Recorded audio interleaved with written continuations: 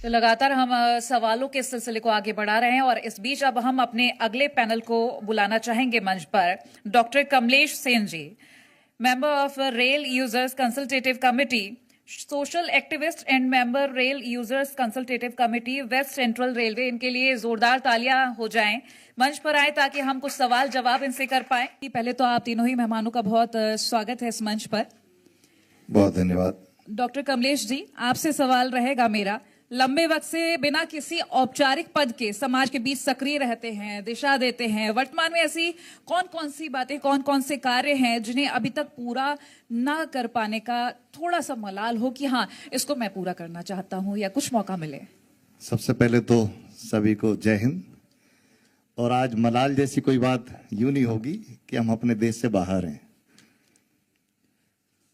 जीवन में बहुत सारे अवसर ऐसे होते हैं जो छूट जाती चीजें, तो मलाल तो हमेशा बना रहता है। जिम्मेदार जो लोग होते हैं उन तक अपनी बात पहुंचाना और वो उस पर अमल कितना करते हैं, आवश्यक नहीं कि हम जो सुझाव दे रहे हैं, हमारी जो समस्याएं हैं वो सरकार के हित में हैं, लोगों के हित में हैं कि नहीं है, ये आवश्यक नहीं कि वो पूरी हो। इसलिए हमारे अंदर तो मलाल बना रहेगा कि ये पूरी नहीं हुई, ये काम छूट गया। हमारा काम प्रयास करना है लोगों के लिए। प्रयास जो रहा, मेरा बेसिक जो क्षेत्र रहा खास तौर पर रेल यात्रियों के लिए, और आउटसोर्स एक सेक्टर हमारे यहाँ बहुत बड़ा है। आज चूंकि मैंने अभी इनको सुना, इसके पहले भी जो यहाँ अतिथि रहे उन्होंने भी मेडिकल क्षेत्र में यहाँ कुछ लोगों की जरूरत की बात कही। हमारे यहाँ काबिल स्टाफ, मतलब एक युवा जो काबिल युवा है उसकी मात्रा बहुत अधिक है, संख्या, लेकिन उनको कहीं ना कहीं दिशा नहीं मिल पाती प्रॉपर।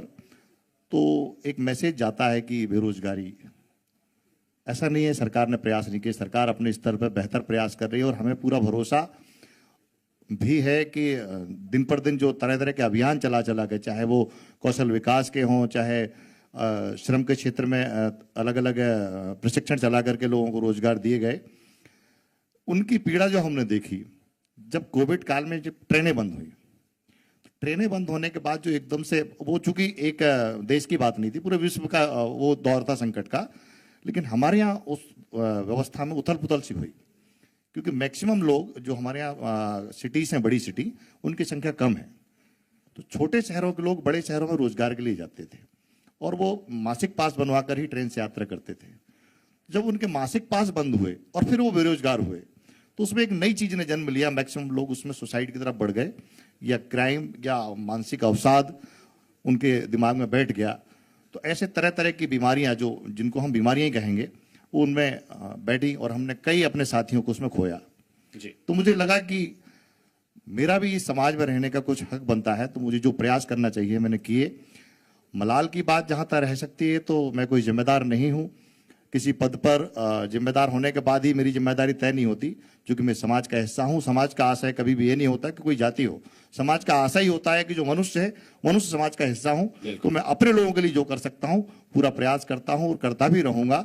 एक अलग जगानी है और मेरा एक मूल मंत्र है, प्रणाम परिणाम बदल देता है। उसी आशय को, उसी मंत्र को लेकर चल रहा हूं कि करते रहो कोशिश, कभी न कभी तो पहुंचे की बात। कमलेश सेन जी, चूंकि आपने कहा कि कोई औपचारिक पद नहीं है, किसी औपचारिक पद पर आप नहीं हैं, समाज के लोगों के लिए आप भी काफी कुछ काम कर रहे हैं, कोशिश कर रहे हैं कि उनकी सेवा कर सकें, तो कौन सी ऐसी अपॉर्चुनिटी आप चाहते हैं, जो आप या संभावनाएं तलाश रहे हैं जिसके जरिए आप और बेहतर कर सकें लोगों के लिए? कोई ऐसी चीज जो आपको लगता है कि आपकी उम्मीद है कि वो आपको हासिल हो जाए तो आप कर सकते हैं? वो मुझे एक शेर की दो लाइन याद आती है, जिनमें कुछ कर दिखाने की लगन होती है, उनके माथे पे कब सिकन होती है।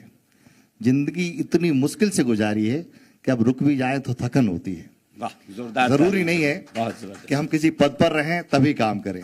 मैंने बताया कि मानव समाज के लिए हम जितना प्रयास कर सकते करें। देखिए, हमें इस बात का गर्व है कि भारत सरकार और विभिन्न राज्यों में जो भी सरकारें हैं, सभी नागरिकों के लिए ही काम कर रही हैं। तरह तरह की योजनाएं, तरह तरह की सुविधाएं। मेरा क्षेत्र जैसा रहा आउटसोर्स और अभी रेल, अभी सभी ने देखा होगा 1-2 महीने पहले हमारे यहाँ श्रम नीति बदलाव हुई। मैं पिछले 5 वर्षों से उस नीति के बदलाव में प्रयास कर रहा था कि हो। कभी भी मेरी अपेक्षा व्यक्ति की नहीं रही, मैं व्यवस्था पर विश्वास करता हूं। व्यवस्था बदलना चाहिए, व्यक्ति ना बदले। व्यक्ति जो भी है, व्यवस्था यदि ठीक होगी तो व्यक्ति अपने आप बदलते चले जाएंगे।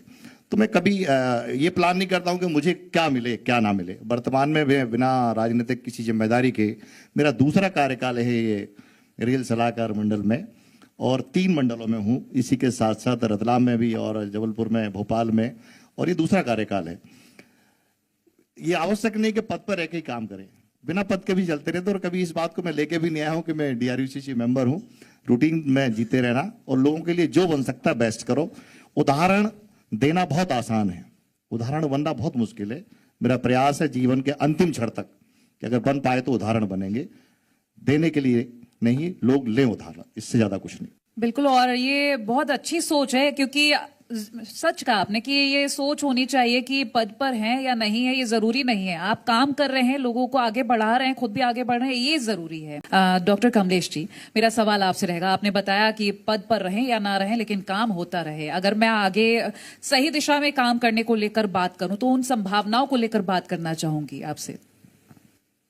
देखिए, आपने ऐसा राग छेड़ दिया है। मैंने कई महापुरुषों को पढ़ा। पदों का मोह तभी जाता है जब आप ऐसे व्यक्तियों को पढ़ो, जैसे सबसे ज्यादा मेरे जीवन के आदर्श रहे आचार्य विद्यासागर जी, जिन्होंने लोक कल्याण के लिए अपना पूरा जीवन दिया। तो ऐसे कई महापुरुष रहे जिन्होंने लोक कल्याण के लिए पूरा जीवन दिया। तो मैंने भी प्रयास किया कि हम वो तो नहीं बन सकते लेकिन उनके बताए मार्ग पर चल तो सकते ही हैं। मेरी 2-3 पीड़ाएं रही जो आज मैं फिर सार्वजनिक करना चाहूंगा, शायद आप लोग भी उसमें मदद कर पाए। पहले भी जब चर्चा हुई, यहाँ मैंने एक ट्रैफिक व्यवस्था देखी। ऐसा नहीं कहूँगा कि हमारे देश में ट्रैफिक व्यवस्था नहीं है, बहुत अच्छी है। अभी सबसे बड़ी आवश्यकता है ट्रैफिक के शिक्षा की। एक्सीडेंटल केस हमारे यहाँ बहुत ज़्यादा बढ़ चुके हैं। मैं पिछले 4 वर्षों से एक ट्राई कर रहा हूँ कि ट्रैफिक को लेकर के उसको एजुकेशन से जोड़ा जाए। एक विषय वो मेरे जीवन का उद्देश्य भी है और लक्ष्य भी है। साथ ही साथ ट्रैफिक के बाद अभी सुसाइड केसेस बढ़े थे, सरकार ने आनंद विभाग खोला, मैं उसको लगातार प्रयास कर रहा था। शायद आपके संज्ञान में होगा कि ये जो फास्टैग का विषय था, हारा मैं कब नहीं, तभी नहीं हारा। 4 साल लगातार पत्राचार करने के बाद फास्टैग में परिवर्तन आया। मेरा अपना विजन था, मैं उसमें 4 साल से लगातार प्रयास कर रहा था, इतनी मोटी फाइल बन गई। तो कहानियां सुनाने के बाद जब आएगी तो वो एक शेर फिर याद आता है कि अमूमन हम कम बोलते हैं और जब बोलने पे आए तो सिर्फ हम बोलते हैं। मैं उनके जख्म भरने निकला हूं जो मरहम को मलहम बोलते हैं, जो मरहम को मलहम बोलते हैं। मेरा उद्देश्य केवल और केवल इस मानव समाज के लिए जो इस शरीर के माध्यम से बेहतर कर सकता हूं वो करने का है, चाहे विचारों से हो, चाहे हाथों से हो, चाहे काम के माध्यम से हो। जो आउटपुट इस जीवन में दे सकते हैं वो देते रहेंगे। कोई कमिटमेंट नहीं ऐसा कि हम ये करेंगे, प्रयास हमेशा जारी रहेगा।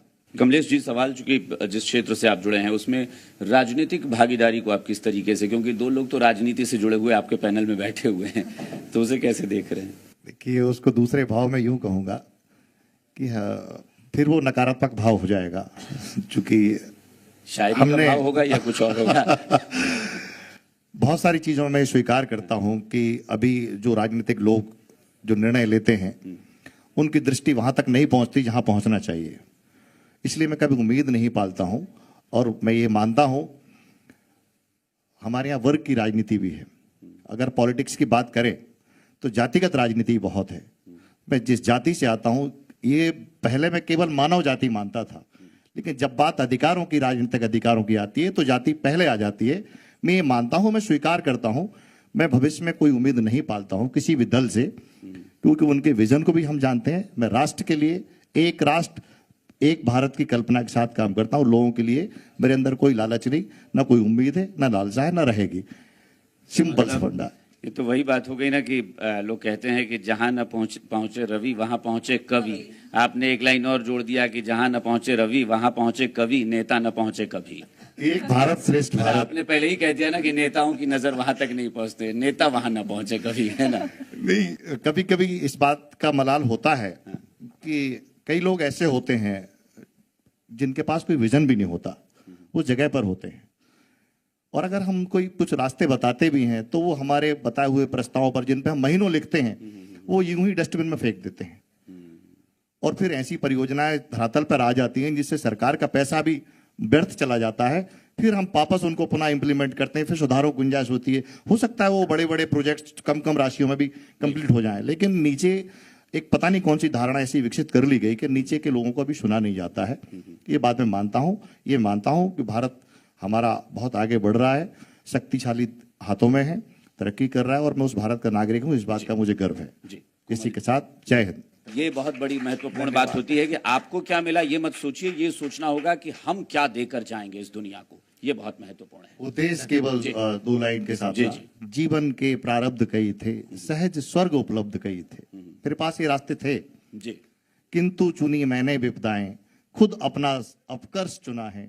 हाँ मैंने संघर्ष चुना है, हाँ मैंने संघर्ष चुना है। जोरदार तालियां। जोरदार बहुत बहुत शुक्रिया, बहुत बहुत शुक्रिया हमारे साथ चर्चा में शामिल होने के। Thank you so much.